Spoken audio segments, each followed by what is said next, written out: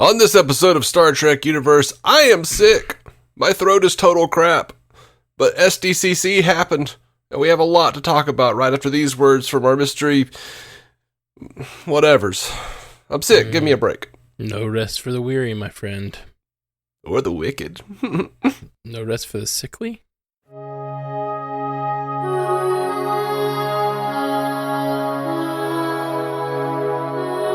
Welcome to Star Trek Universe, the podcast where you get to listen in on two lifelong friends sit and chat about Star Trek. My name's Matthew Carroll. I'm David C. Robertson. Dave. Yeah. What's up, bud? I don't know, man.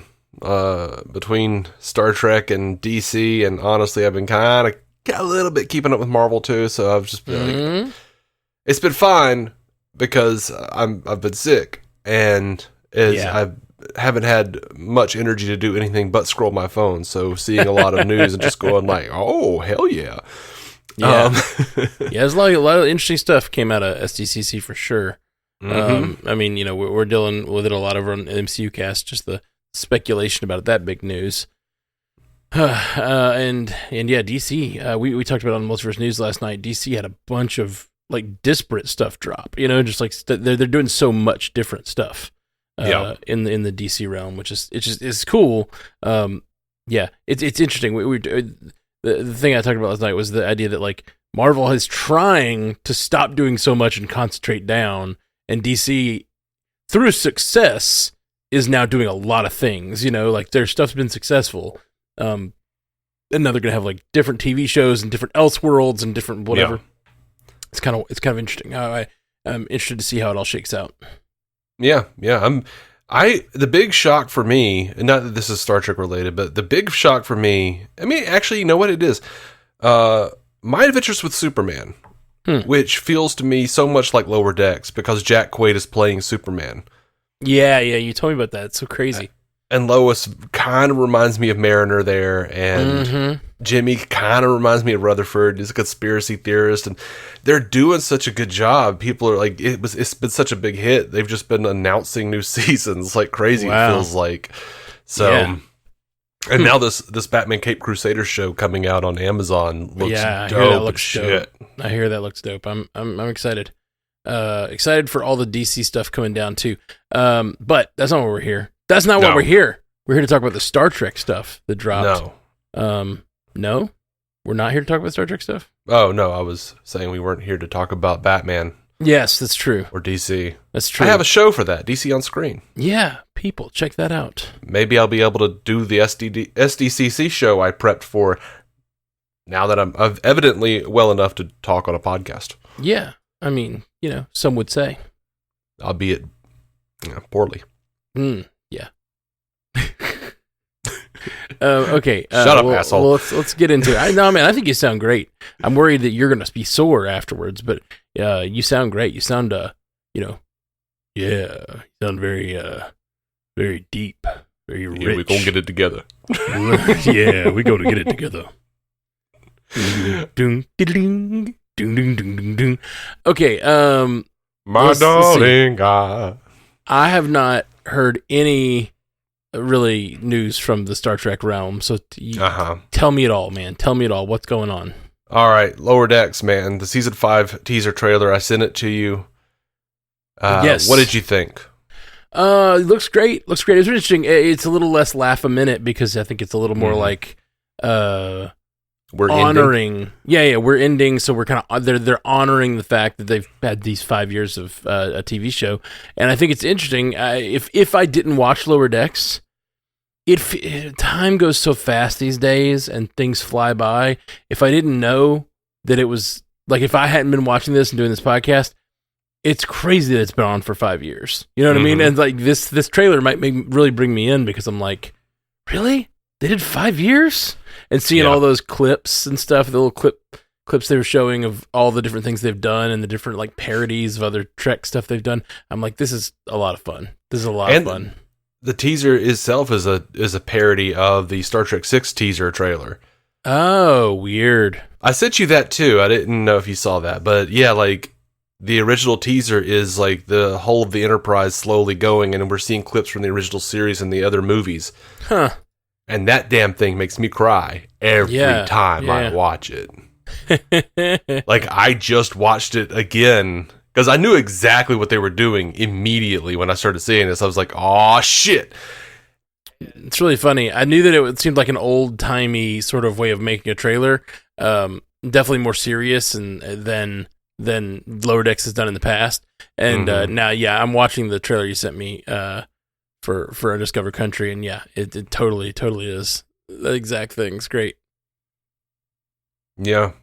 But overall, I think the trailer looks fun. Like a lot, always funny. And did they know it was their final season when they wrote this season? I don't think so. That's a bummer. And there have been some talks of maybe trying to get the fans. They've been kind of being like, oh, well, maybe we can get somewhere else or do movies or like if you want more, make sure you let us know. Yeah. Which is becoming a disturbing trend to put everything in the hands of us being vocal on social media, no matter what. Well, I think in some ways that's always going to be, for many years now since social media has been a thing, it's been a way that shows get made. But I think that like a lot of these companies overextended, and now they're having to pick and choose. And what better way than to pick and choose what the fans want to see, Yeah. But you will notice it as a trend on this episode of people saying that. Okay. But yeah, I love Mariner booing the quantum fissures out of boredom. Love seeing Captain Becky Freeman, Boimler with a beard, Cyborg Rutherford, like all of that was really cool. And I wonder if that's like the mirror universe or is it just a separate universe altogether? Yeah, I was wondering the same thing. I thought it was interesting that Mariner said this isn't the end of the story, it's the beginning, as if they are hinting at something else happening. Because like a couple of months ago when it was announced, it seemed like they were a little heavier on make sure everybody knows, like you talk about it on your social media and whatnot and make sure Paramount knows. And now they've kind of gone quiet a little bit. So I'm wondering if there might be something else coming, and I hope there is. Yeah, me too. Because I love Lower Decks, and man, I would hate to just lose it. I love Lower Decks too. I will say, watching the little clips in this trailer made me think a lot about like how I should go back and rewatch, because there's a lot of Lower Decks now, and it's there's a lot of really funny little stories, and I'll remember the overarching plots to the stories, but I'm not gonna like those jokes are gonna be able to surprise me again. Like if I go back to season 1 now, and so it's gonna be a great thing in Star Trek to have this wonderful, like very bingeable, repeatable show that is going to be a lot of fun to just be able to revisit whenever we want. But it is like we live in a strange time where I think Futurama's on their like 4th reboot. Where like they've come back again, and I mean I think Lower Decks could wind up coming back, at some point. Yeah, well, and they could come back. They're the Lower Deckers, but after 5 years, they're starting to get promotions and stuff. Like it may be the thing where like they are Lower Deckers and they maybe come back for a reboot, but they're now Middle Deckers or something. Like they're now middle management of Starfleet, and that's a whole different conversation. Like who are the people that are just under the bridge crew, Oh yeah, unnamed bridge crew, Yeah, exactly. I actually laughed at what crawled up her boob window and died. Me too. That was funny. And I laughed at unending pain. This is going to be Klingon as hell. Very Boimler. So they have a season 5 synopsis here. It says in season 5 of Star Trek Lower Decks, the crew of the USS Cerritos is tasked with closing space potholes, subspace rifts, which are causing chaos in the Alpha Quadrant. Pothole duty would be easy for junior officers Mariner, Boimler, Tendi, and Rutherford if they didn't also have to deal with an Orion War, furious Klingons, diplomatic catastrophes, murder mysteries, and scariest of all, their own career aspirations. This upcoming season on Paramount Plus is a celebration of this underdog crew who are dangerously close to being promoted out of the Lower Decks and into strange new Starfleet roles. Strange new Starfleet roles. Yeah. It's gonna be that's interesting. That's interesting wording given the other shows that exist right now. That's fun. So yeah, when does that series start? The season start? I didn't see. October 24th. Okay, sorry. I should have looked that up. No, I'm a bad news aggregator. No. I've been sick. You're wonderful, sickly news aggregator. Help. All right, what else we got? You mentioned it, so we can go right into that. Strange New Worlds. Yeah. So there's a Strange New Worlds clip. Yeah, what did you think of this? It's a scene from Strange New Worlds where the crew becomes Vulcans. What did you think? Oh, I hated it. I hated it too. It's terrible. It's a terrible scene. I like if it weren't for all the like logic of Star Trek and the Vulcans clouding my thoughts, I might have been able to enjoy it. Like it has some funny moments, but it's so.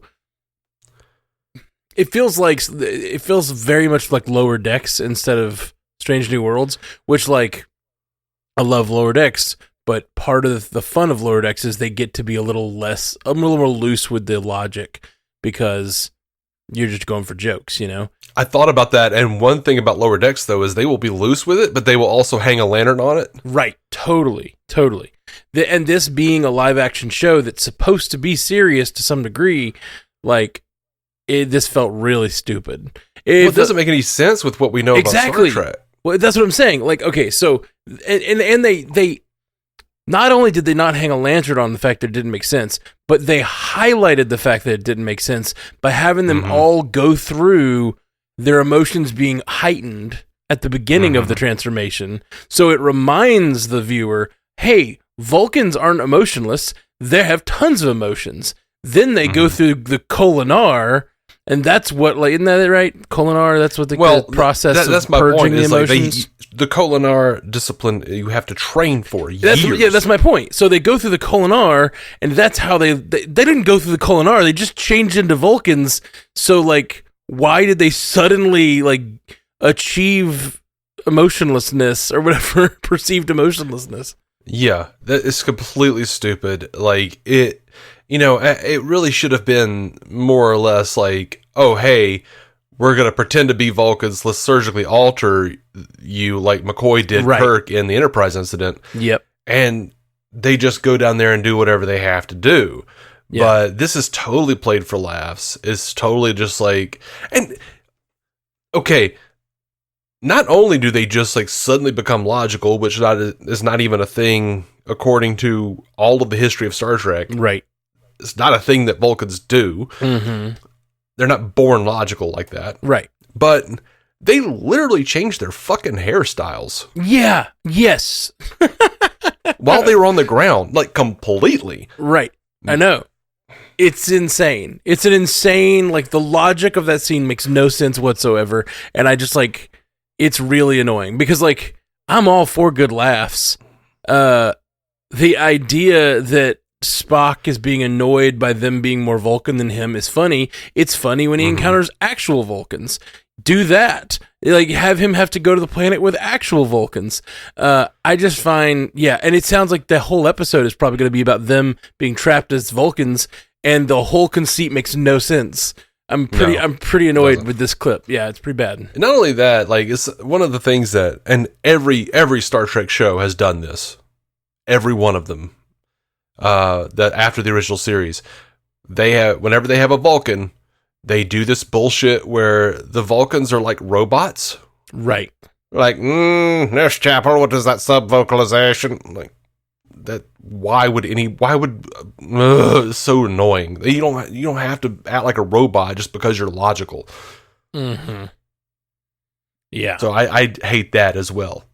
Like, the subdued emotions that they do is a thing, and like, you know, that's fine, but yeah, like it's they're doing it over the top to the point of like cartoonishness, which you've talked many times about how Leonard Nimoy is just kind of the master of, like, the emotions are there, he is controlling them all of the time, and that's why it's so intriguing. And I think Ethan Peck does a really good job of that.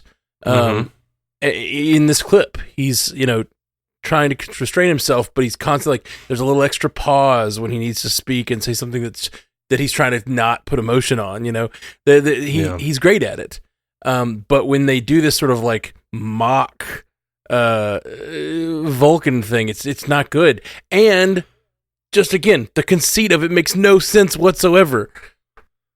Like, they needed a throwaway line about, like, we're also implanting, personality engrams or something. Like it doesn't make any sense with what the thing is supposedly doing. And to have it, like, show them go through the process of having emotions and then stand up is the dumbest way to do that. Like, the average viewer might let that slide if they hadn't reminded you, like, during the episode, that, oh yeah, Vulcans are really emotional. They just hide it well. And, like, it's dumb. It's dumb and poorly done. Yeah. Agreed. Hate it. Agreed on all fronts. That was terrible. Yep. I did love Scotty, though. Yeah, he was great. I love Scotty. Hated Palia. Still. Just like, it's such a shame, too, because Carol Kane's natural voice would have been perfect for that character. She lived on Earth. She doesn't have to come up with a fake accent that you could barely understand. Whatever. Yeah, I like her. I don't have a problem with her. But I know. But I know that's a thing for you.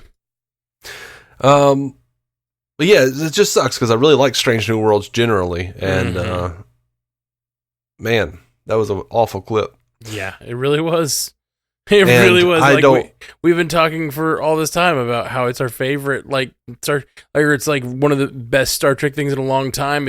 It's doing such a good job with so much of Star Trek. Then that is such a bad. Why would you share that clip? Why? The only people who are watching that. Why would you make that clip? Right, but then the only people watching that clip ahead of time are, like, your biggest fans who know that clip is bullshit. Yeah. It's so frustrating. Yep. During the panel for Strange New Worlds, they revealed that the character Dr. Roger Korby, who was in the original series, is going to be featured in the third season as a recurring role. Okay. He's going to be played by Killian O'Sullivan from the Cold. He does look a lot like the original guy, Michael Strong, who played him, but like a much younger version. And, I don't know if you remember this. It's from the episode What Are Little Girls Made Of? Korby and Christine Chappell were engaged before he disappeared. And she's been part of the reason, they say in the original series, part of the reason she's in Starfleet is to search for him and try to figure out where he's at. Okay. But, of course, he turns out to be an android. Okay. That's right. Like, well, he was killed. He was killed and then like comes back as like the version they find as an android. Right. He basically like found a machine from Ancient Ones or some shit, the Elders, and figured like, oh my god, we can make androids. They made an android Kirk who thought he was Kirk for a minute. And, okay. Yeah, that's the whole thing. Yeah. Anyway. So we've got there were a few little bits that I thought were interesting. They're going to be playing with different genres. Akiva Goldsman said, we obviously tested ourselves with the musical and we're so delighted by the result. We hear the clarion call of the original show, which is keep your stories emotional and then use genre as a lens to talk about today's problems, tomorrow's problems, maybe remedies, and also to entertain. So we have a lot of steady pulse, which is a little bit the Twilight Zone, a little bit of Oh Henry, what's the moral of the story, and then we have some sci-fi action adventure because that's the bread and butter of the narrative. And then we try, as the original series did, to reframe in genre. Jonathan Frakes has already shared that we are doing a Hollywood murder mystery, which we indeed are. Although I will say that, like the musical, it is rooted in Star Trek reality, so there's a reason for it. But we will do any genre that we feel the cast can work in, and so far we haven't found one that they can't. We're trying. But so far, they keep beating us to the punch. Akiva Goldsman also said that the little secret of their show is that although we have returned to episodic, we get to do serialized character arcs. And when you're trapped in a small or not so small spaceship with a lot of very attractive people, shit happens. So we are constantly trying to evolve what we secretly call love stories in space. And just to mix it up this year, you will meet Dr. Roger Korby, and that might throw a monkey wrench because, of course, Chapel and Spock are like, smashing nasties, as they say, and have been very much like on the rocks. And it's interesting because, like, again, we're still waiting to find out if this whole time can change, and we know it can now on this show. So is it like, is that the future? And that's the kind of the question we've had with a lot of these storylines is like, is the original series evidence that is that the things in it are going to happen in this universe, or is this all like a different take on it? You know, if they really want to get funny, I would love for like them to do just ridiculous shit like that clip, and then just have Wesley Crusher show up and be like, "That's not canon," and just like disappear again. Like, why not? Why not? They're already just like throwing out all any kind of serious. Yeah. I was thinking, like, I was wondering, like, I hope this is a holodeck adventure. I mean, what the hell is happening right now? This is a really bad clip. It's such a bad clip. We are getting more Scotty this year. He's becoming a regular. Nice.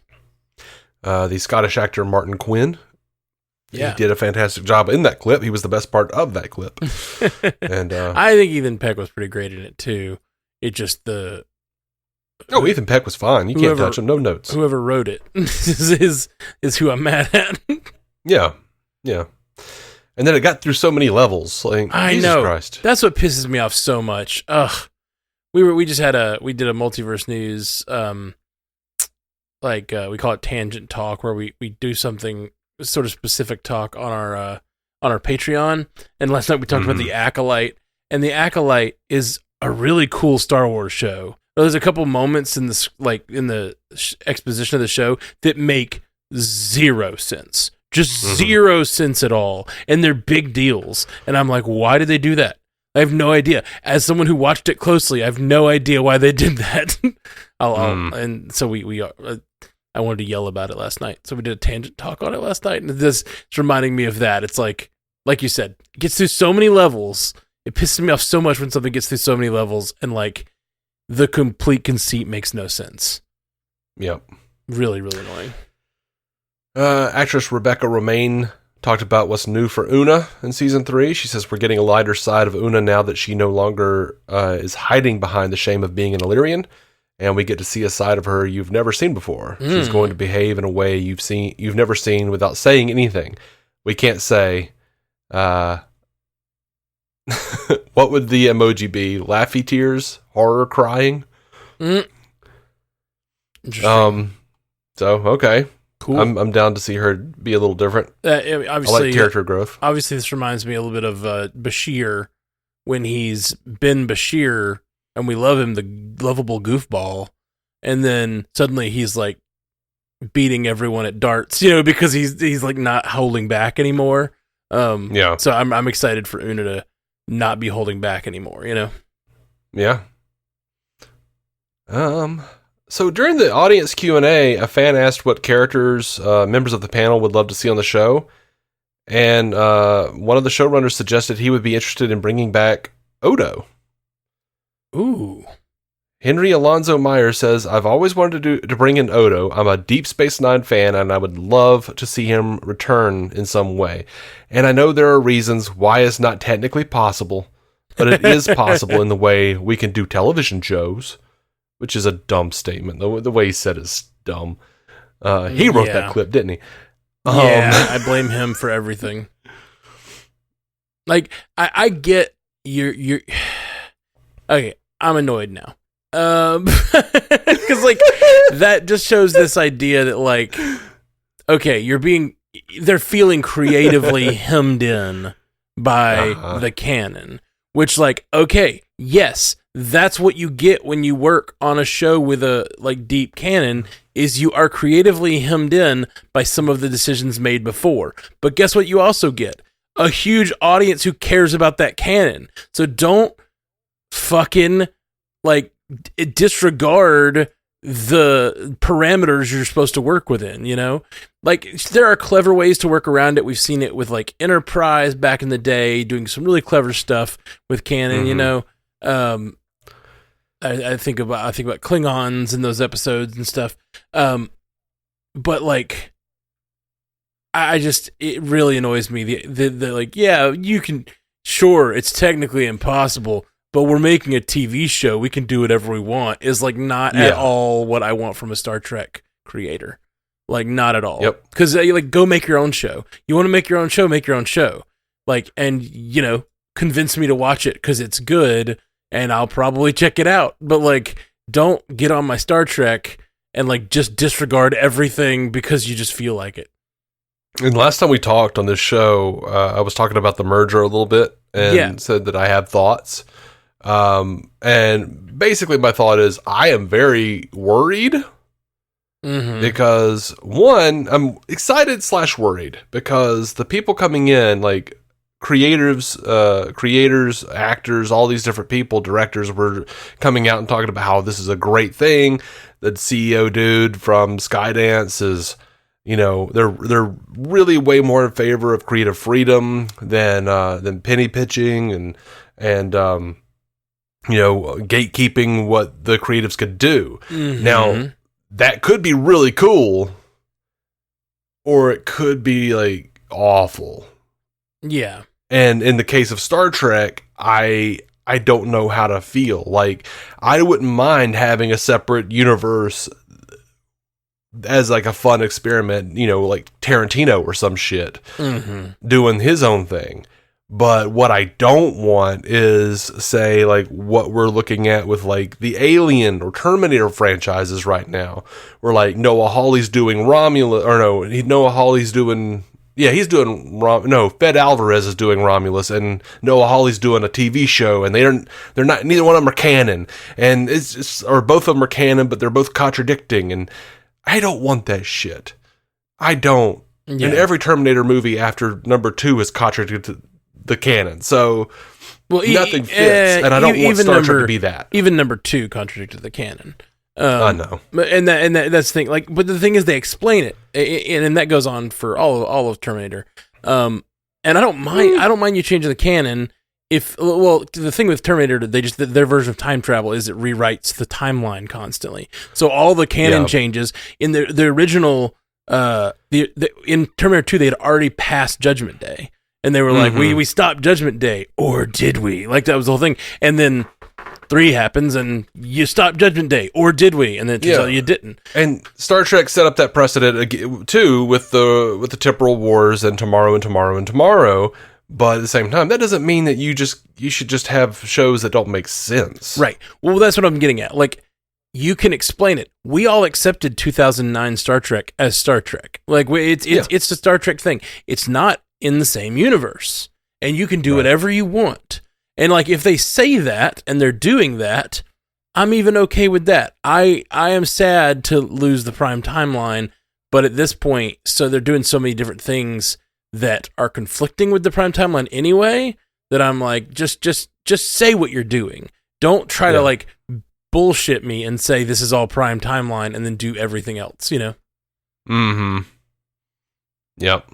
Like, 2009 Star Trek is a great example of like, it's completely changed, and we accepted it. It was great. Yeah. And it's whatever. It's one of those things that people have said for years. It is true. Alex Kurtzman is not a fan of the original series. He's a fan of TNG, and he has made sure to rewrite as much as he could of it, and he's got to keep going. So, I choose to feel, as it is fictional, that the original series and all the things I like happened in their own timeline and are still there in the multiverse. Sure. And except for a couple of episodes which are just awful. Yeah, those didn't happen anywhere. And I will be throwing this Strange New Worlds episode with the Vulcans right into that pocket universe. There was another audience question asking about the musical style choices made for the Subspace Rhapsody episode, and Goldsman chimed in and said, "You'll be interested to know that we are in the very early stages of exploring whether or not we can bring a version of that to the stage. Interesting. Sounds like a waste of resources to me. Yeah. I hear that. They should really be focusing on making good Star Trek. I don't know. They should make more episodes like this Vulcan thing. It seems like they're really doing some clever work there. I don't know why Pike becoming a Vulcan means that he's suddenly like General Guile from Street Fighter. Right. Well, see, this thing, I saw that. The giant flat top. And I laughed because they were basically making the joke about his hair. Like, now he's a Vulcan. Look how crazy his hair is in this form.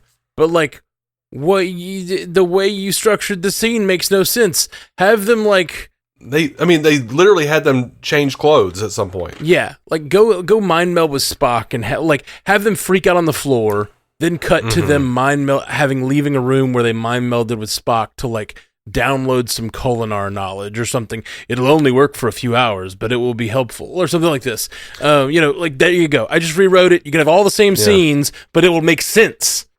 Yeah. Also, by the way, any other Star Trek show ever would be like, we don't know what this is going to do to you right off.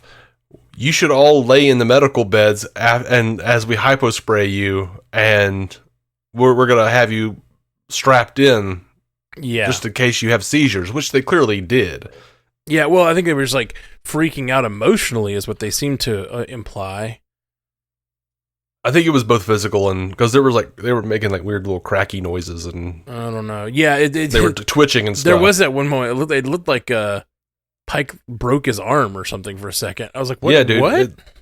It looked like some Evil Dead Sam Raimi shit for just a second. Yeah, I agree. Yeah, it's weird.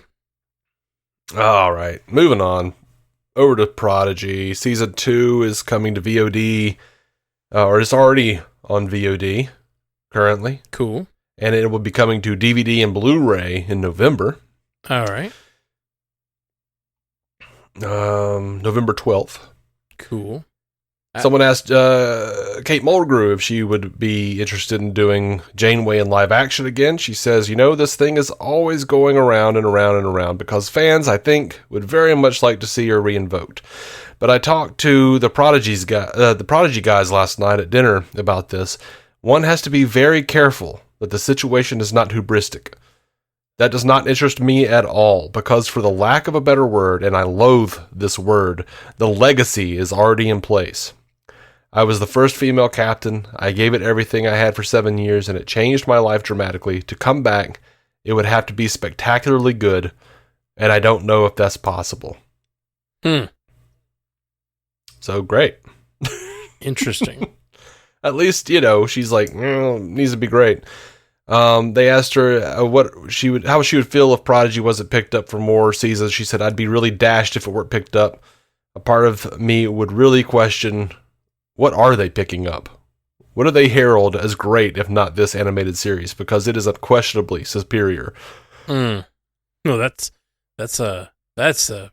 hubristic. I know, right? That's what I thought. I was like, I wonder if Matt's going to say this is hubristic. Yeah, but I hope they do pick up Prodigy. Oh yeah, me too. And all they're saying is like, oh yeah, she was like pumping the fans, like, oh, you got to make sure that they know you want it. You get on social media, make sure Paramount knows. Yeah. So okay. Speaking of legacy, we also have Manny Cotto. Jesus Christ. Terry Matalas. I went back to 2005. Terry Matalas has been saying, like, look, it's not necessarily dead in the water. He's still having text conversations with people. They're still having ideas, and they could pick it up in a couple of years or whatever. It didn't have to start right at the beginning of where they left off on Picard. Right. But again, we got to make sure the fans want it. God. And the president said they didn't want to put too many things. We don't want too many premium shows out there right now. Yeah, well, sure. I think that's true and that's fair. I want all of the everything all the time, but I will say the Marvel example is going to put a lot of these companies on their heels, I feel like, because Marvel was the biggest universe out there. Like, you know, they were on the top for 15 years or whatever. Mm-hmm. And their Disney Plus adventures weren't even, like, most of them weren't poorly received. Like, especially early on. I mean, people really liked a lot of what they did. Yeah. But just the pure, like, making that much of it feels like it watered down the brand a lot.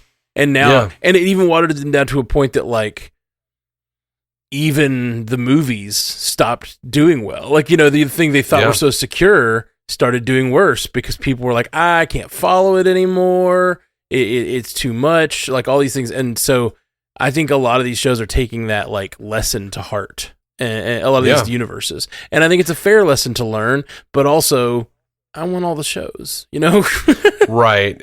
But, you know, it's also frustrating to me because, you know, they're making Starfleet Academy, which I am really on the fence about.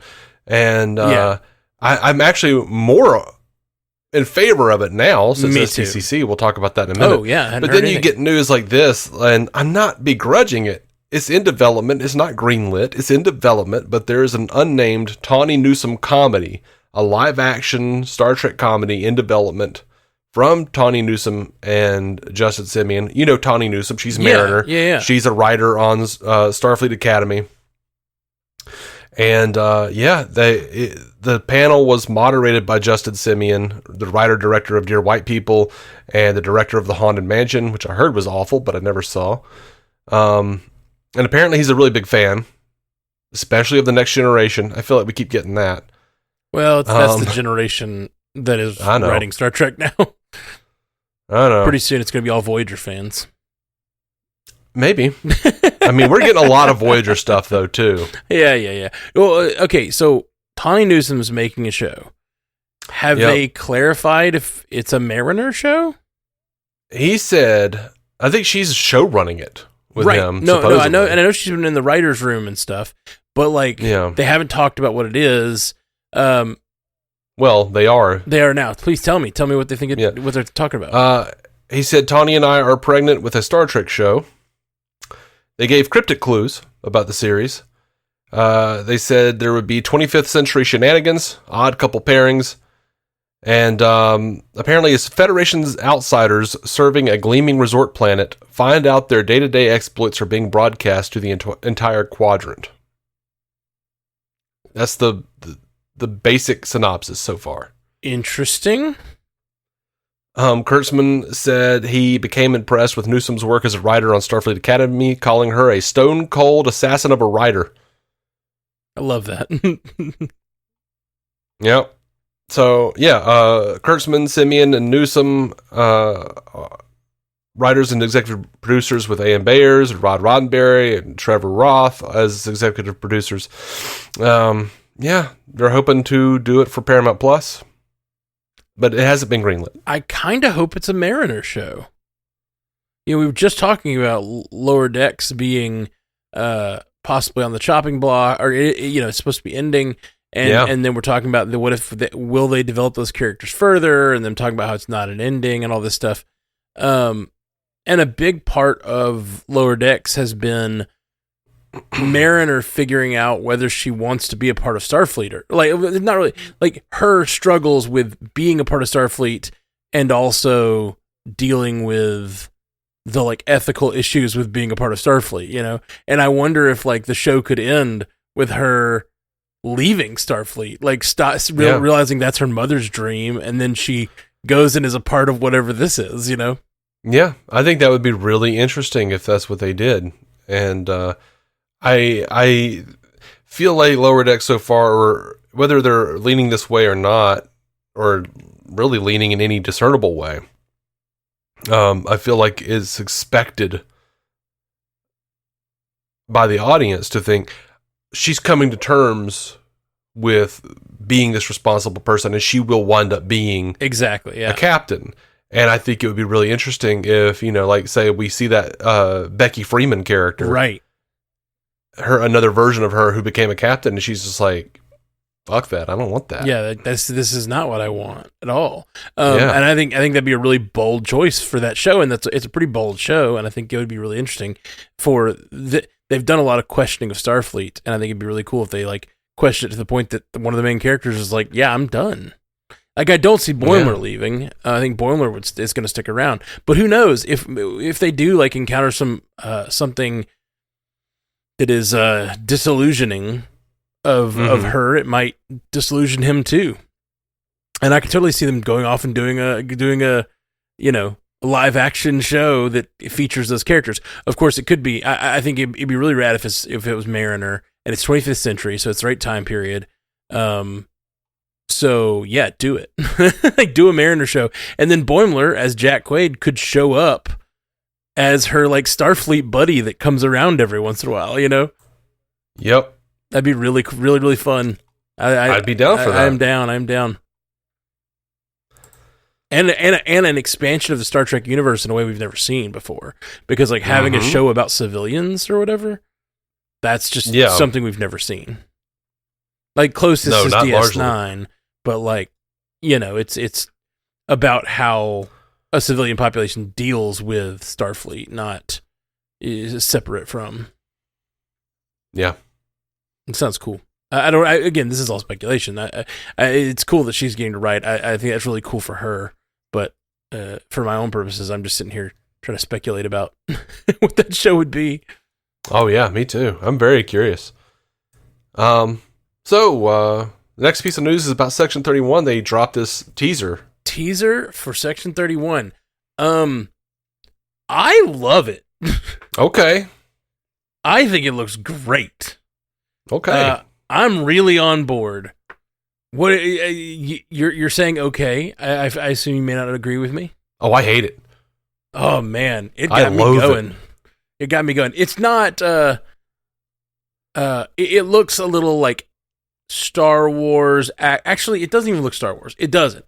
It looks like Fifth Element or something. It has a real like action debaucherous vibe, like this sort of like they've got all these the dancers and the like they're in the bar setting. Like, it looks like Underworld meets, or like the Underworld of Star Trek meeting like the Section 31 characters doing. I really that actor who was like one of the actors says, yes, we can't trust her with our lives, but here we go. Like, the delivery was really tight. It seems funny. It seems more like almost. I mean, I know they're making it as a movie, and I've been skeptical of that because I thought they wouldn't go all in and make a movie. But to me, it looks like they made a movie. The quality of the cinematography and the acting and the humor and like the scope that they're going for, and like the completely different assets than normal Star Trek, like the mech suit and the characters, and like going for the sort of like noir, like sci-fi noir vibe. Like, I was into it. Okay, cool. What'd you think? I liked the mech suit. That was kind of cool, but it also looked like, to me, a bad like Sci-Fi Channel movie of the week. Oh, interesting. And yeah, like, bad sci-fi movie of the week won't have Beyonce though. Huh? Bad sci-fi movie of the week won't have Beyonce though. And that was so dumb.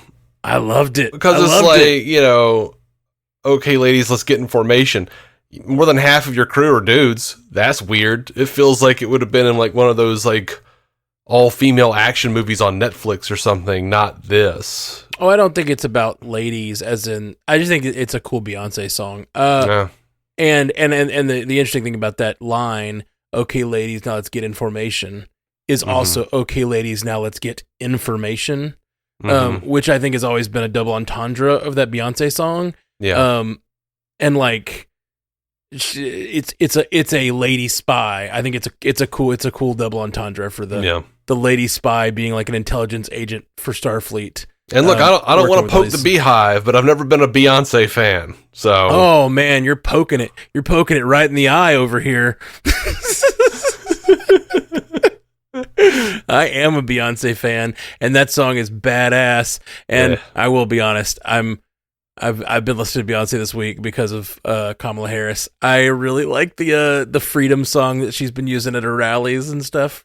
Yeah, I'm digging it. Totally down with Kamala. Don't give a shit about Beyonce. I was on the White Dudes for Harris call. I was. Yeah. So I found the little. And look, man, I'm hoping this is just a bad trailer, and I see that the fandom's really split. I've been seeing a lot of people arguing for it, arguing against it. The preview was interesting. It said this preview contains misfit content as determined by Starfleet Command Media Division, colorful metaphors, disintegration, Deltan fraternizing, reference to unauthorized time jumps. Oh man, that sounds great. The colorful metaphor. I feel like that is such a perfect thing, man, because it's like, it's funny. It's the Deltan fraternization is funny, like, but the colorful metaphors is such a callback to Star Trek 4 that it's like, oh man, yes, like that is what I want. Like that little nugget of like original series, like love mixed in with like the ethics of letting the freaking Empress like come over and like be and they're gonna deal directly with like, can they trust her, and like literally we can't trust her with our lives, but like that's kind of what Section 31 is like the people who can't do, the people who can do the things that no one else can do. And she's I'm excited, man. This looks cool. Well, to me what was cool was the little flashbacks to her past. Yeah. I was interested in that. Yeah, me too. We talked about that when they cast her family. We were talking about they cast members of her family for this movie, and I was like, I'm assuming that's going to be flashbacks. But I suppose if she's jumping into a different universe, she might end up bumping into them in our universe as well.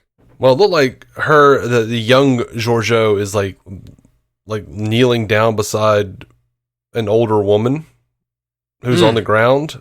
Yeah. Maybe her mother. I don't know. Just conjecture. But yeah, I was thinking too. That looked interesting. And, you got this guy saying you're a tyrant who murdered her own people. Your past will always catch up with you. And her response is, woo-hoo-hoo-hoo.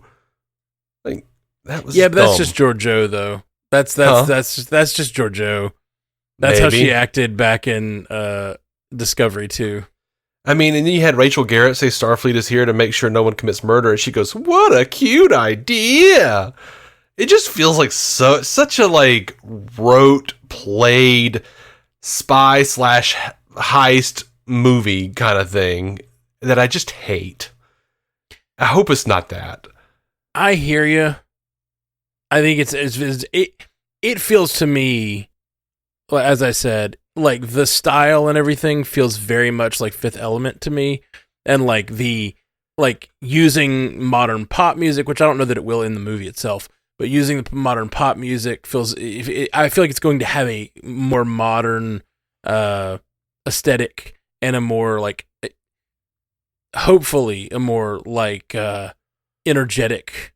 Like the action sequences look fun. Like I don't know that this will be my kind of Star Trek, but it looks like a movie I'll really enjoy, and then it's set in the Star Trek universe, and I think it sounds fun. Georgiou can be a little annoying at times. Like she definitely is like, she has that like over-the-top Empress thing that she does, but in her quieter moments, there's moments where she's questioning herself, and I think that's what'll be interesting, is maybe she is that over-the-top when she needs it, and when she wants it, and that's who she tries to portray. But hopefully this movie will show those quieter moments where she's like is a more thoughtful human being. And it could just be like a poorly edited trailer.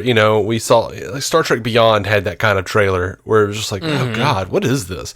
And then when you saw it, you're like, that might be the best Star Trek movie I've seen in 20 years. Yeah, well, that's the thing about this trailer. To me, the quality level looks so high to me.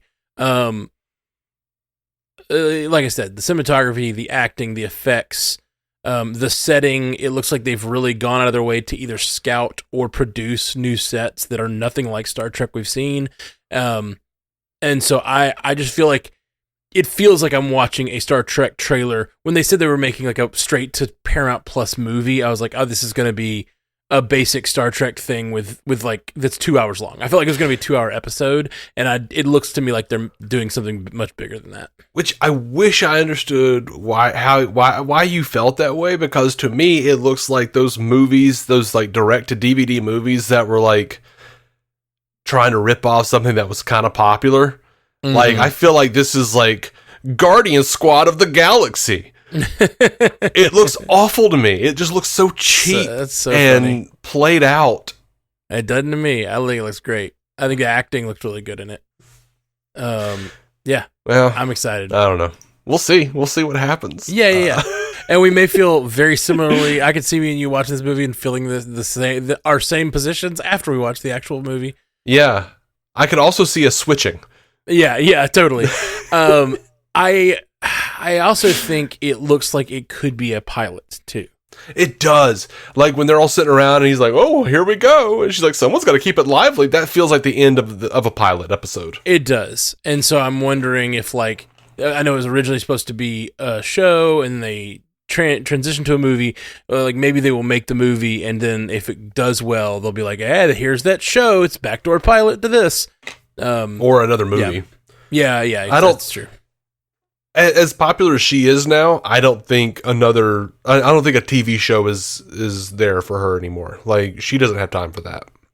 Yeah. When winning the Oscar and stuff kind of put her on a different trajectory. Yeah. But I think it might be a really good fit for her if she wants it. Yeah, absolutely. So they did talk a little bit about Section 31.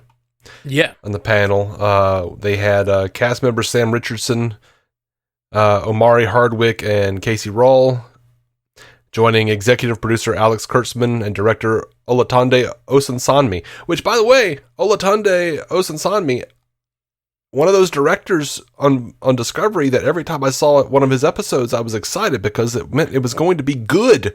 Oh, good. So well, it sounds like they thought that too, and they gave him the movie. Yeah, that's great. I'm hoping hard, man. I'm hoping hard. Osunsanmi says, what shocked me about Georgiou was that the writers killed her in episode 2. That took my breath away. And then I find out she comes back from the Mirror Universe. And watching how Michelle separated those two characters, one from the Prime Universe, one from the Mirror Universe, was just fantastic to watch. And watching what she does in Section 31, which is essentially a third incarnation of the character because of all the nuance and the evolution that she went through to become who she is, and when we find her, was pretty special.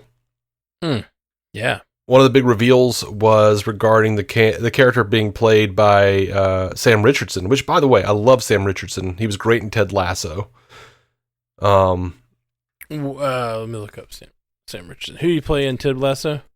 He was that dude who tried to recruit the character Sam. Yes, I really like Sam Richardson a lot. He was the actor I was talking about. I'd forgotten him in Ted Lasso, but I didn't recognize him at first. But I think he's great in Ted Lasso, but he's also he was the one that I was pointing out that I really liked his deliveries in the trailer. He is playing a character named Quasi, and he says, I play a species, I'm not human. That is a second iteration of it in all of Star Trek. I play a cameloid, which the first time you saw was Iman playing it in Star Trek 6. So he's a shapeshifter. Oh, yeah, those eyes, yeah. Kurtzman says, very, very useful to be a shapeshifter in the spy world. Let's see what else. But Casey Rawle playing the younger version of Rachel Garrett, the captain of the Enterprise C from TNG's Yesterday's Enterprise. She said, it was such an incredible honor to play that character. It's just mind-blowing. I've been describing it like a warm bubble bath entering this world. It's really, really lovely. And obviously the character of Rachel Garrett is so cool. I am just incredibly honored to have watched that episode so many times now. And shout out to the original Garrett actress, Trisha O'Neill. It's just really exciting. My face hurts. Love that. So, and it's such a cool thing to like tie to a, previously used character from Trek, like what they're doing. It's really neat. Someone we know nothing about. Yeah. I'm curious what they do with her. That has been the most interesting thing about this movie that I've heard the whole time. It's just like, wait, Rachel Garrett? What? Yeah. I need to go back and rewatch that episode because I don't really remember much about it. We talked about it a couple weeks ago on the show. I mean, she's not in it a whole lot. She's there for a second, and then there's an attack. She gets killed, and then it's all about really Tasha Yar. Like, that's it. Like, yeah, okay. And Shooter McGavin. I never know that guy's name in real life. Yeah, I mean, sorry, guy. I really do apologize. I'm bad at this. Yeah. The trailer showed how the streaming movie was a different take on Trek. Kurtzman talked about the approach, said Star Trek, obviously from TOS, has this incredible storied history of playing in genre space. Sometimes you'll get a horror episode, sometimes a comedy, sometimes a musical. I think this is in some ways a natural extension of what you could do in the world of Star Trek the more you start spreading out, because this is spy-fi. The idea of doing a spy movie in the world of Star Trek is super interesting and feels like a really cool way to keep Star Trek growing. The other that is great is because Rachel Garrett is in there, and we tie very specifically into canon in Star Trek. I was very excited about that. It does have a different tone. It's very fun. We are almost finished editing, and it is just a ride from beginning to end. It's very, very fun, and hopefully it'll be the first of more. We do not just for Section 31, but if you guys like it, we'll end up doing more of those movies. Very cool. So, they're still editing. I'm hoping maybe people will be like, we don't like these dumb lines. And, okay, cool. We don't like the and look, man, there are things like Aquaman, for instance, that did like $1 billion. The first Aquaman did like $1 billion at the box office, over $1 billion. Mm-hmm. I didn't really like it. Right. It's just not my thing. So as Star Trek expands into other genres, I'm bound to not like some shit because the spy genre is not really a thing that I care anything about. Oh, man, I love a good spy movie. I know you do, and you like a good heist. I do. I love a heist. I just hate them. Generally. Like, not all the time. Not every time. Love a heist. Love it. And I do think that, like, if it's a heist, I hope it's a good heist. I think, like, that's one thing I don't love. In Marvel, Ant-Man's supposed to be a heist movie. And yeah, it is. But, like, I like Ant-Man as an action-adventure comedy. I don't think of it as a heist movie at all. Well, the heist part was they heisted an entire cinematic universe to tell kind of a dumb story. That didn't make a lot of sense. Well, I hear you. I don't know. I don't know exactly what you're talking about. Are you talking about like the power set? Are you talking about the power set doesn't make sense mostly, but I also think it was a very rote, very like by the numbers formulaic movie. Yeah, that's exactly what I'm kind of getting at. Like, and I don't hate it. I just don't like them calling it a heist movie throughout the marketing, and then seeing it, I felt like it's a fine little Marvel movie, but it's just not a heist movie in my opinion. It doesn't feel like it. Like, yes, he's a thief, and they do plan a heist at the end, but like, it just doesn't have the style or panache of a heist movie. And I'm not saying this is a heist movie, but it has it's bringing heist movie vibes in this trailer. Yeah. And I think that's really what I'm talking about with Ant-Man. Ant-Man, I think that doesn't have heist movie vibes. Yeah. Even though is it really a heist movie if someone doesn't say, "You son of a bitch, I'm in"? Maybe not, man. You know that Rick and Morty bit, right? Yeah, vaguely. I forgot it was Rick and Morty bit, but yeah, now you mention it. Dan Harmon also hates heist movies, but did a whole heist episode where everyone they recruited said, "You son of a bitch, I'm in." Yeah. Alrighty. Now, here you go. Omari Hardwick, who plays a character named Olak Sahar, is best known to fans of the show Power. And he offered his take on the movie. I would say Guardians of the Galaxy on steroids. There's humor, ass kicking, you have a love story somewhere in there if you guys want that. It doesn't really sound very enthusiastic, does it? If you guys we got a love story in there if you guys want that. Some bullshit. We have all these people who are no strangers to the Star Trek universe. What Alex and Tunde wanted from us was to make a messy version of the Star Trek world, and so what you have is a beautiful mess, and we are very honored to bring it to you. All right. Yeah, sounds great to me. I think it looks great, sounds great. I'm in. All right, motherfucker, I'm in. What is it? Yeah. What was the line? All right, okay, you son of a bitch, I'm in. Okay, or you son of a bitch, I'm in. Something you like son that. Of a bitch, I'm in. Now called upon to recant it, I can't. Starfleet Academy, they announced that the British comedian and actress Gina Yashir, who created Bob Hart's Abishola, the show on CBS, has joined the cast of the first season of Starfleet Academy as an Academy instructor in a recurring guest star role. We haven't talked about this, and I don't know any of these people, but they did announce a bunch of cadets: Carice Brooks, Bella Shepard, and George Hawkins, Kareem Diane, and Zoe Steiner. Don't know any of those actors. Apparently, they do have one more role they need to cast. But here's something interesting and very, very exciting. Okay, I'll do it. So we know that it's set in the 32nd century. It follows Discovery. Mm-hmm. They have a series regular, Tig Notaro. Okay. So Jet Reno's back. Cool. In a regular role. Oded Fehr as Admiral Vance is coming back in a recurring role. Nice. Okay, so it sounds like it's set in that time period for sure. Yeah. And, actually it says that Admiral Vance is going to be a guest star, as well as Mary Wiseman playing Tilly, who's just going to be a guest star.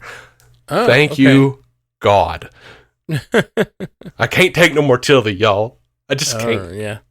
All right, well, interesting. That's weird. I really thought for sure Tilly was going to be one of the crossover characters for that show. And I mean, she will be, but like as a guest star and not a recurring. Interesting. So here's the biggest thing. Yeah. Another series regular. Robert Picardo as the Doctor. Oh. Boom.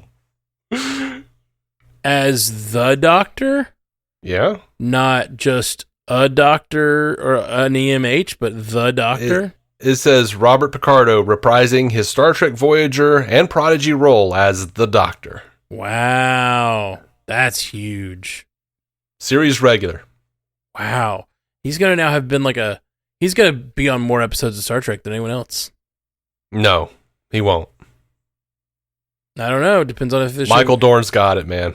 Well, someone's going to have to put in a lot for now, but yeah, I mean, he's got, if this show goes, which who knows?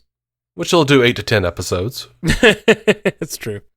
It probably won't be as many. But he came to DS9 on season 3 or 4, I think. 3 or 4. So he's on like 7 seasons of TNG and like 3 to 4 of DS9. I was thinking seasons. You're right. It's going to take Picardo forever to catch up if they're doing 10 episodes a season. Yeah, absolutely. And not to crap on Picardo, but like just now we've also got Star Trek Picard that Worf was in. Yeah, that's true. So he's got like 10 of those episodes as well. It's like, man, Michael Dorn's just got to keep that title for a long damn time. Yeah, I don't know. I wonder how many the Spiner's done now, because he was on all 3 seasons of Picard. But sparingly. Yeah, sparingly. On some of the seasons for sure. But he's in a number of episodes, especially in that second season. He's in a lot of those episodes, and the third season. Now it doesn't count for like the new stuff because I haven't checked since then. But back a few years ago, I did look, and he was like, Michael Dorn was so far ahead in like hours logged on Star Trek that like it was just madness. Like it would just be really hard for anybody to catch up, especially with 10 episode seasons. Yeah. And mostly just because of, he was on DS9 for whatever it was, 3 years.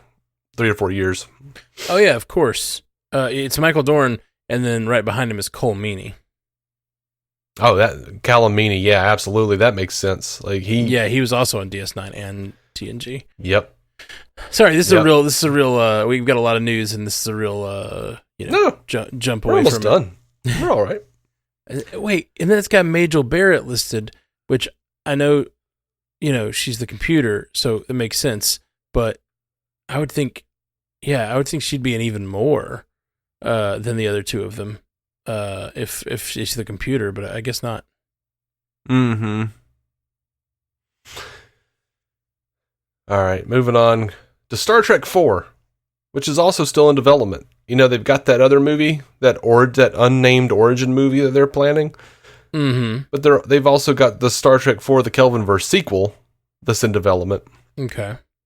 Chris Pine has been coming out and bitching more and more about this thing.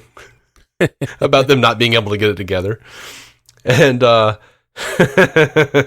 he was talking about it recently. He said, "I think what we found is that we've captured an audience with the Trek universe that may not have come to us, but generally speaking, it's the diehards. I think we should make films that appeal to people who want to see the film. I'm sick of trying to please people who don't want to see what we do. We're in a place where to make a film, you make it for $500 million. That's $500 million to make these films that you like. For it to be considered successful and everyone to be paid back, you have to make extraordinary amounts of money. The metrics of it don't seem to make much sense to me. I think we just make a much smaller film that's more story-driven, more character-based. There's less shit exploding, and maybe do it that way." Yeah, he does say, though, the fan base has always been very kind to me. He says there are, trolls out there, but, in general, people really liked what he did. So, yeah, I want to see more Pike, especially, Pine, especially 10 years removed, almost. Yeah. They've got the Enterprise A now from Star Trek Beyond. They built a new ship at the end of that one. Let's get into some, movie era stuff. They're of that age. Pine looks old as shit. That dude went from being Captain Kirk 90210, I swear to God, from that to Silver Fox. And it felt like 3 years. I know it wasn't just 3 years. It's been 15 years since that. So that happens, someone comes in their 30s. Now they're in their mid 40s. Yeah, it's crazy. Mm-hmm. Time is passing, my friend. We're all dying. It is crazy. So, the last little bit, I think that's the last bit of news. Yeah. There was a panel that was celebrating Intergalactic Friendship Day on Tuesday, July 30th. Okay. And they did this big Star Trek and Doctor Who panel where Kurtzman and Russell T. Davies were on the panel together. Yeah. They were promoting a game, a mobile game. Yeah. Doesn't look interesting to me. Might be interesting to you. But it is from Eastside Games, Star Trek Lower Decks Mobile, and Doctor Who Lost in Time. They're going to do a big crossover where the Doctor goes over to Lower Decks onto the Cerritos, and Boimler and Mariner go over into Doctor Who, the universe. It says, beginning August 1st, fans will be treated to the same thrilling story experienced from two unique perspectives when a mysterious space-time ripple that throws the Doctor on board Star Trek Lower Decks' USS Cerritos, while Lieutenant Brad Boimler and Ensign Beckett Mariner find themselves thrust into the enigmatic Doctor Who universe. With the ripple disrupting the very fabric of reality, the Doctor must join forces with the resourceful crew of the Cerritos, while Boimler and Mariner team up with the legendary River Song. Together, they race against time to repair the ripple and set things right. Now, that's fine. I'm happy for that. It's not the first time Doctor Who and Star Trek have crossed over. Right. And it's been comics for sure. The comics, absolutely, they've done it several times, and not even in an unofficial capacity. Back in the 70s, they were doing fanzines,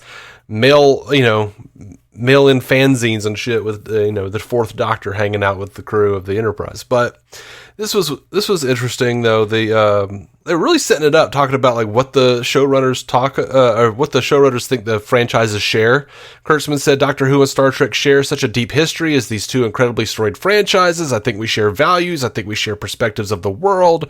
I think we want to tell stories that are illuminating about the human race.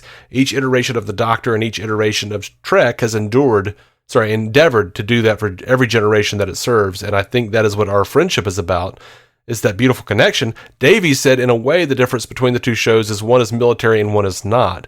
Star Trek is more military, and the Doctor would never join the military, and the military would never put up with that idiot. There is unit, Davies. Anyway, they have monsters and adventures every week and fights and chases, and yet they've never come together. And yet what I love about Star Trek is that it's not about the military. It's about the friendships. It's Kirk and Spock and all of those things. And, they sucked each other's dicks for a little bit, gave compliments for each franchise and whatnot. Davies said Michael Burnham brought him back to Star Trek, and now he watches everything. And Kurtzman became, as we all did, most of us did, became more aware of the Doctor during the Eccleston years. Mm-hmm. And loves Shooty and what he's doing, and loved Tennant. But when asked if they would ever see the franchise work together on television or film, Davies said, we would love to announce a crossover between Star Trek and Doctor Who. If anyone can make that happen, fans can make that happen, and then two great big empires and their lawyers would have to make that happen. We can do that, can't we? That opening video literally shows what it could be. They had an opening video. What it could feel like, the joy of it. It must happen. And Kurtzman agreed, saying it must happen. So, to round out this whole episode, to finish it off, once again, they're saying, fans, let us know. So, like, okay, let's look at the rundown. What are we petitioning? Can we just petition every day for just like the list of demands? Star Trek Legacy, Cisco show, Wesley Time Traveler, show, Star Trek Lower Decks being renewed, Star Trek Prodigy being renewed. More Section 31 movies. Jesus Christ, it's a cross to bear, man. I don't want to do this anymore.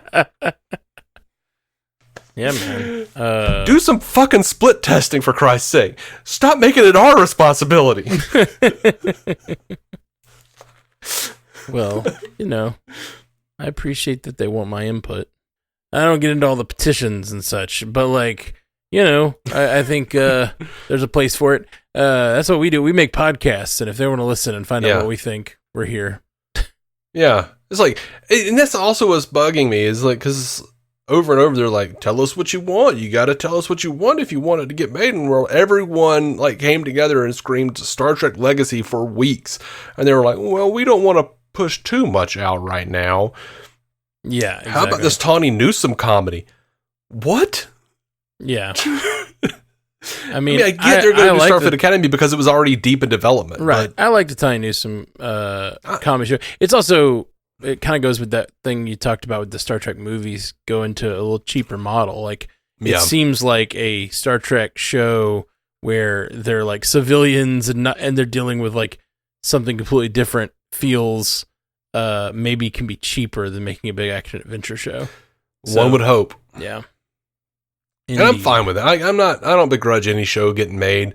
It's not zero sum, except it kind of is, because they just said, no, we don't want to do it all at one time. Yeah, which is fair. They don't want to do it all at one time, but I do think they need to be, they need to make some shows that are what we really, really want, and I do think Legacy, there are more fans that want a show like Legacy than I think anything else. And I think Strange New Worlds has been really successful because it's similar enough to the spirit of what Star Trek has always been. Yeah, and they're all hitting, like, ever since the Nielsen has started monitoring Paramount Plus, like, every Star Trek show, and, it was a big deal that, oh my God, Picard is hitting so high on the top 10 every week and whatnot, but Discovery did too. Okay, good. Like, they're doing well. Like, Prodigy did pretty well. That's for rad. A kids show, especially. Yeah. Quote unquote kids show. Yeah. So. Cool. All right. Well, is that the news?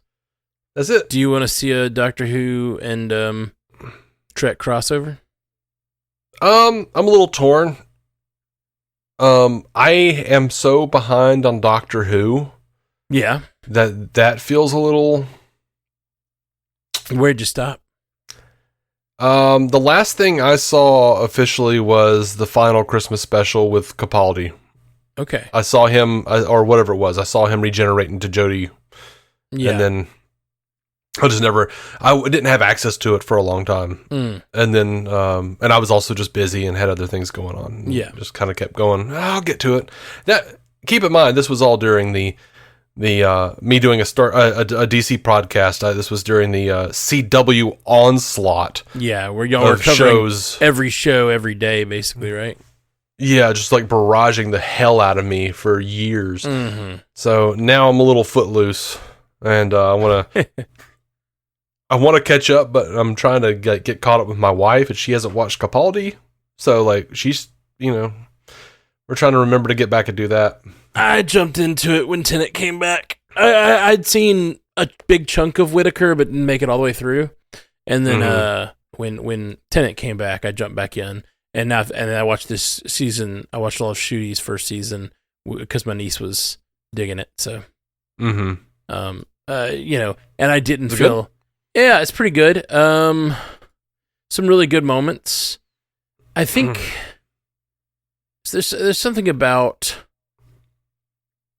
that show that is frustrating to me, and it is that like it always feels like it has the biggest stakes, but nothing ever really changes. Yeah. So it's like the world. Every episode is every season is world-ending stakes, but like there have never like the show is still the show, which like I know that's sort of the charm of it, but I think I get a little tired of seeing the same, the same formula, I guess. Like I like kind of wish there was a little more like stuff that the Doctor as a character would go through, which is hard because he literally like not only does the actor change, but the character changes a little bit when he regenerates. So you get these like throwaway lines where the Doctor talks about, I used to be this way and now I've changed to this and so, but it's like, I can't really always track that. So yeah, so I think in general, I think I'm a little bit like, I don't know if I'm burnt out on Who, but I enjoy it episode by episode though. Yeah, well, as far as things never changing, here's something that's like I've been wanting to get back into it, but now I'm looking at what they're doing right now, and I'm like, I don't like the bi-generation because now they're saying, oh well, every Doctor has regenerated and every Doctor has not regenerated. So there's a version of every Doctor there's ever been still floating around out there. And wait, I don't know what you're talking about. The bi-generation thing, right? Okay. How Tennant and Shooty separated? Yeah, I know that happened, but it didn't happen to every Doctor that I know of. It just happened. Oh no, it did. Because now there's like a memory TARDIS or something in a separate series that you can't watch in this country. But they also referenced it in the final episode, apparently, of this new season where like the memory TARDIS came in and there's like another older version of the Doctor in there or something. I don't know. No. But no, Russell T. Davies has actually come out and said, I don't know all the specifics, but Russell T. Davies has come out and said every Doctor who's ever existed is still out there because they all bi-generated. Okay, nothing on the show has led me to believe that. And are you sure that he doesn't just mean every Doctor is still out there because they're time travelers and they're old versions of the Doctor hanging out in something called a memory TARDIS.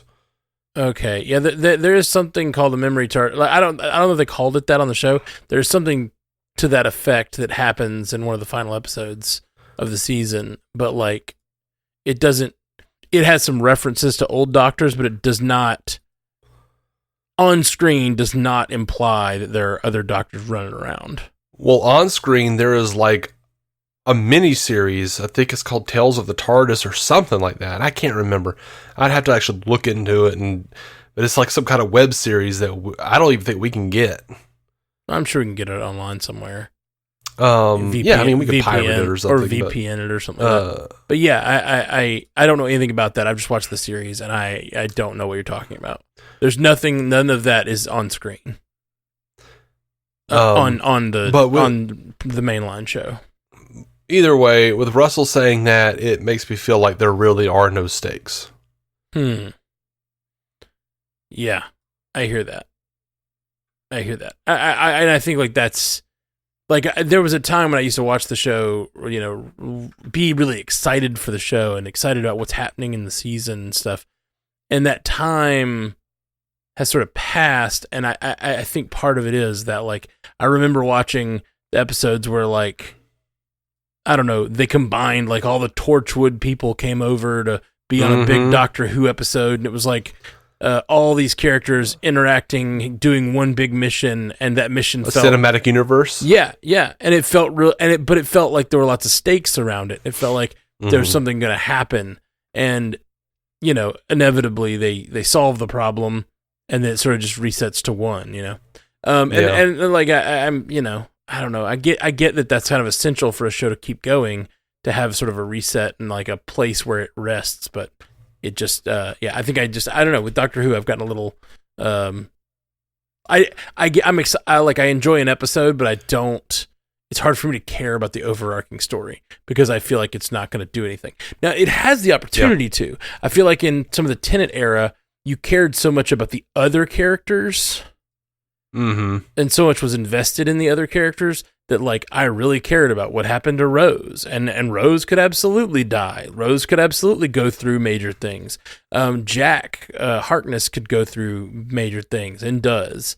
And maybe, I don't know. Maybe I just haven't connected with any of the newer characters as much. Yeah, but if you're looking if you're looking to try to get back into Doctor Who, for people like us, I think caring about the arcs of the companions.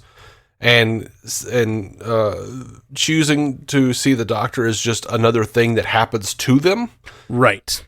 Yeah, is the way to go, because the Doctor story will never end. Right. Well, and that's the, I think the strength, and that's what they've tried to do. I think all the seasons, recent seasons, especially when there's a new Doctor and they introduce a new companion. They almost always start with an episode that's like from the companion's perspective, you know, like the first episode with Rose, first episode with, like almost all of them. And it's a smart way to start because you're like, okay, he is the tempest that flies into their world, but it just, I don't know. The stuff that really gets me going is when there's like a big, you know, the war is happening. I guess like with, we've talked about this a lot, but with like Star Trek, you introduce new cultures and new races, and they expand, and you learn about them, and they're your enemies, and then they become your friends, and like as they expand chronologically, you have those things you encounter. And with Doctor Who, it's like generally the Daleks are just going to be the Daleks, and the Cybermen are going to be the Cybermen, and you just kind of go back to those same characters, and they're interesting the first few times, but then like. They adapt them and try to change them and grow them, but they always kind of like go back to their core purpose on the show. Like I really like how in Star Trek the Klingons become, you know, a crew member by TNG. You know what I mean? And then like, and then it become by DS9 they're like allies and friends and fellow warriors.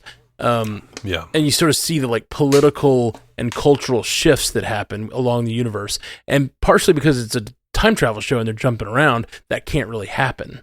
And so it's just not the same show, and I feel like, and it's part of my problem, as we've many times talked about, with the prequelization of all these shows where we're doing prequels, and because I can't see the advancement of the storyline. The overarching storyline is having no advancement, because it's impossible to advance if you're jumping in time. You don't have a present to think about and to worry about, and like, will these guys be their friends? Will these guys destroy the Federation? Will these guys be able to do this?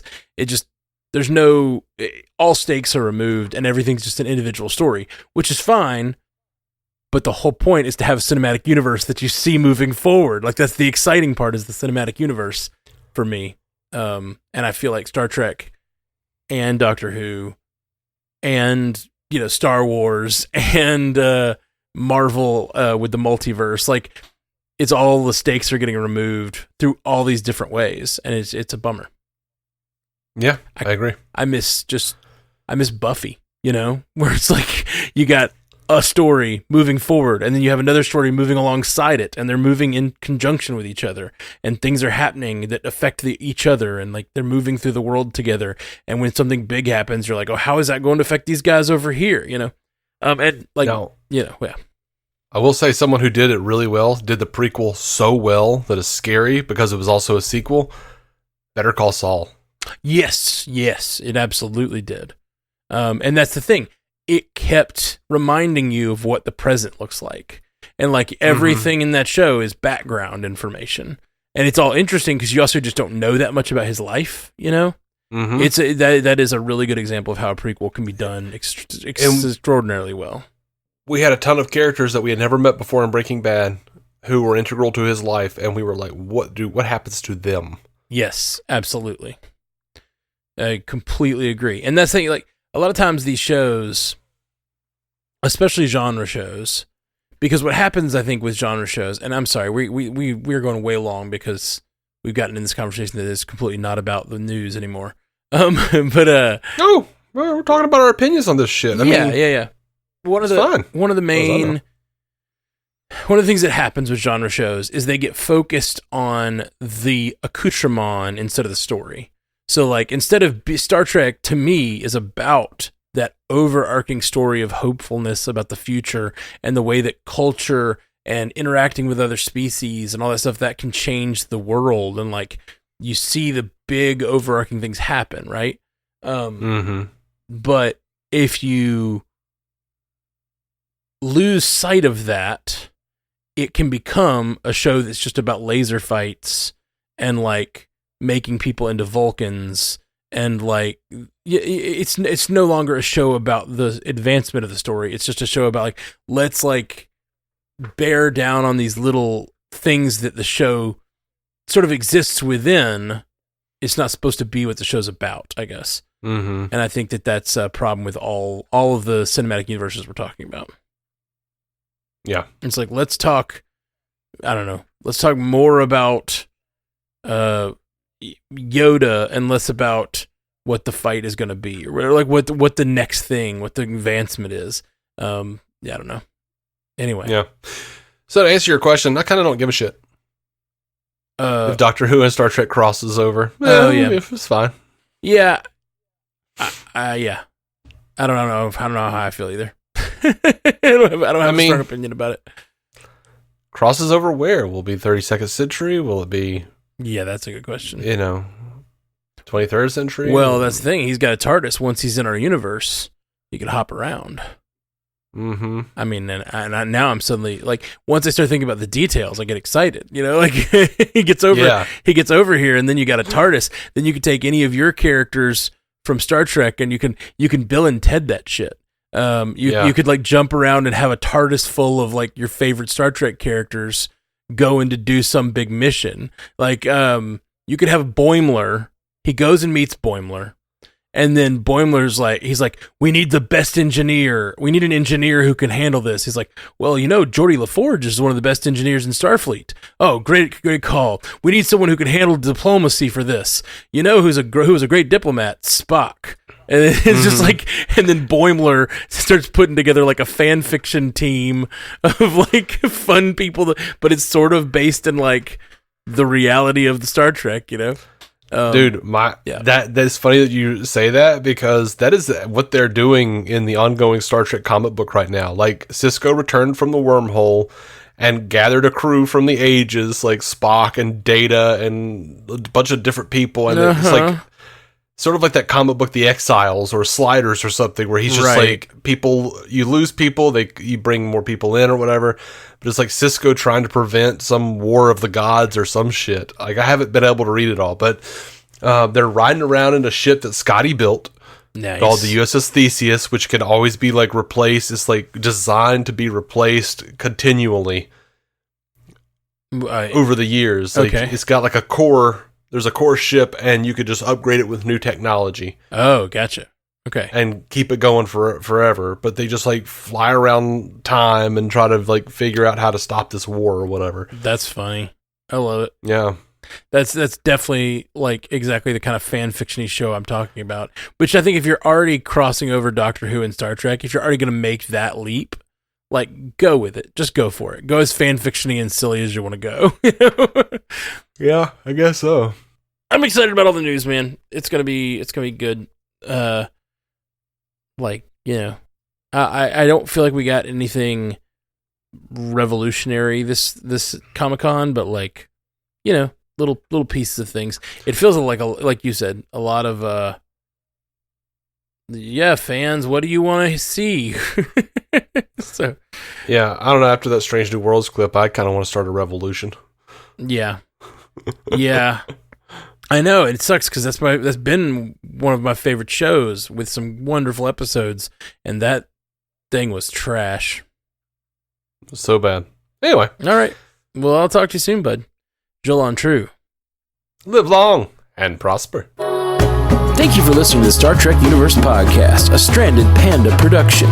If you'd like to hear more from David C. Robertson, check out the DC On Screen podcast or maladjusted.tv for his web videos. If you'd like to hear more from Matthew Carroll, check out the Marvel Cinematic Universe podcast or listen to his music. Just search for Matthew Carroll anywhere you get music.